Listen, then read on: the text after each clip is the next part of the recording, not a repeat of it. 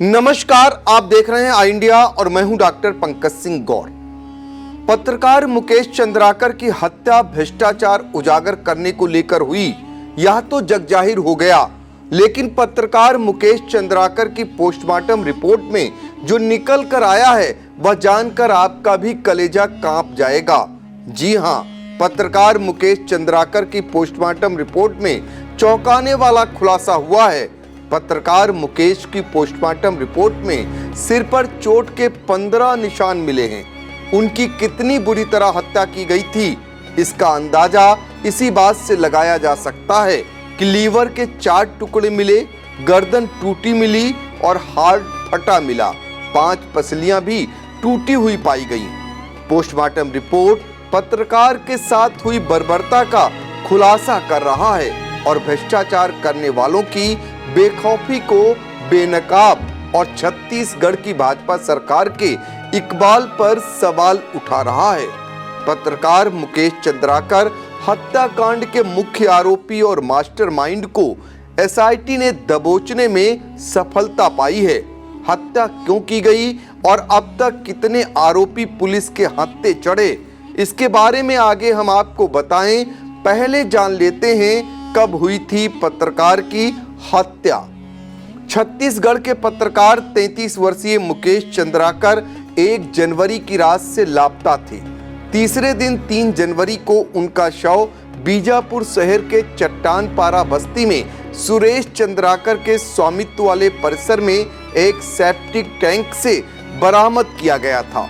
4 जनवरी को पत्रकार मुकेश चंद्राकर हत्या के मामले में 3 को गिरफ्तार किया गया, जिनमें से 2 आरोपी पत्रकार मुकेश चंद्राकर के रिश्तेदार हैं।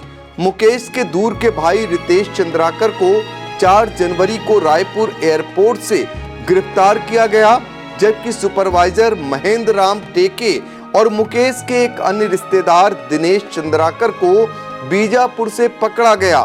फरार चल रहा हत्याकांड का कथित मास्टरमाइंड सुरेश चंद्राकर को 5 जनवरी की रात एसआईटी ने गिरफ्तार कर लिया। उप मुख्यमंत्री विजय शर्मा ने पत्रकार हत्याकांड की जांच के लिए एसआईटी गठित की थी।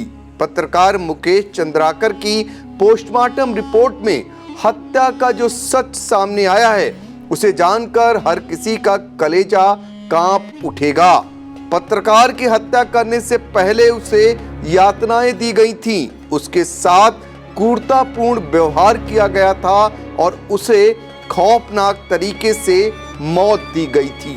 मुकेश चंद्राकर का मर्डर कर ठेकेदार सुरेश चंद्राकर ने सेप्टिक टैंक में डाल दिया था। जिस डॉक्टर ने मुकेश चंद्राकर के शव का पोस्टमार्टम किया है, उनका कहना है कि उसने 12 साल के करियर में ऐसा मामला पहले कभी नहीं देखा। आपको बता दें कि इस हत्याकांड ने छत्तीसगढ़ प्रदेश ही नहीं, पूरे देश को हिलाकर रख दिया है। अब जरा जान लेते हैं आखिर पत्रकार मुकेश चंद्राकर आरोपियों के निशाने पर कैसे आए। दरअसल बीजापुर में गंगालूर से नेलास नार गांव तक एक सड़क बनाई गई थी। इस सड़क निर्माण पर कुल 120 करोड़ रुपए खर्च हुए थे। इसके बाद भी सड़क की हालत बड़ी दयनीय हो रही थी। सड़क का निर्माण आरोपी ठेकेदार सुरेश चंद्राकर ने किया था। पत्रकार मुकेश चंद्राकर ने इस सड़क की जांच कर एक रिपोर्ट बनाकर निर्माण कार्य में हुए भ्रष्टाचार को उजागर किया था। इस पर सरकार ने मामले की जांच के आदेश दे दिए थे। मुकेश के बड़े भाई युकेश के अनुसार भ्रष्टाचार की रिपोर्ट प्रकाशित होने के बाद उनके छोटे भाई को धमकी मिलना शुरू हो गया था। 1 जनवरी को उसके चचेरे भाई रितेश ने फोन कर मुकेश को ठेकेदार से बैठक करने के लिए बुलाया था। उसके बाद से ही मुकेश लापता हो गया। युकेश ने बताया 2 जनवरी को उन्होंने पत्रकारों से बात करने के बाद थाने में गुमशुदगी दर्ज करा दी थी। इसके बाद पुलिस मुकेश की तलाश में जुट गई थी। मुकेश के अनुसार अब तक की पूछताछ में सामने आया है कि मुकेश के ठेकेदार सुरेश के पास पहुंचने के बाद आरोपियों ने उसे बंधक बना लिया। इसके बाद उसकी बेरहमी से पिटाई की गई और फिर धारदार कुल्हाड़ी से कई वार कर उसकी बीभत्स हत्या कर दी गई।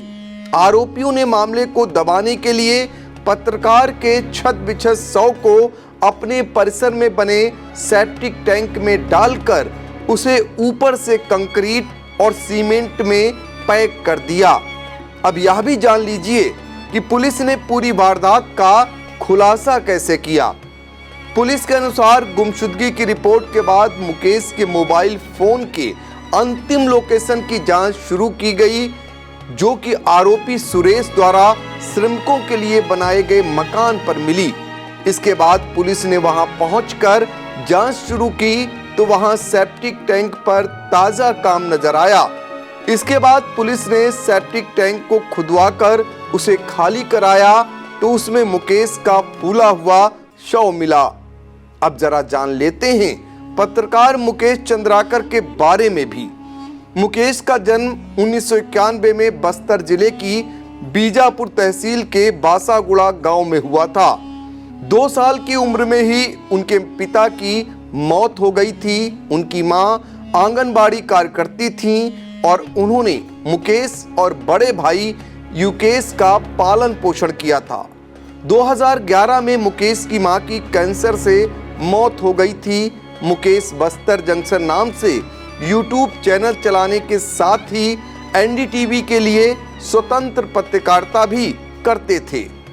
फिलहाल मुकेश पहले ऐसे पत्रकार नहीं हैं जिन्हें सच दिखाने की कीमत जान देकर चुकानी पड़ी है।